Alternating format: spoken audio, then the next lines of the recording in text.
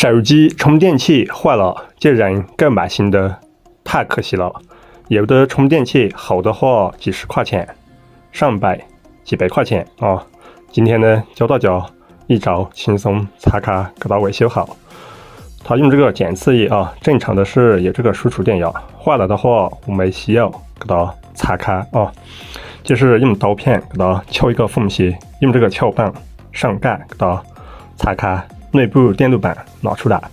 这里呢，绝大多数都是出现的问题是机组不好啊，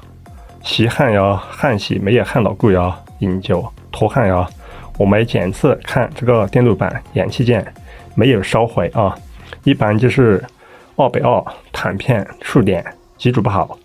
我们给它刮一下砂纸打磨也可以，焊隙加固也可以，这样处理绝大多数都可以给它完美修复啊，方法简单好用。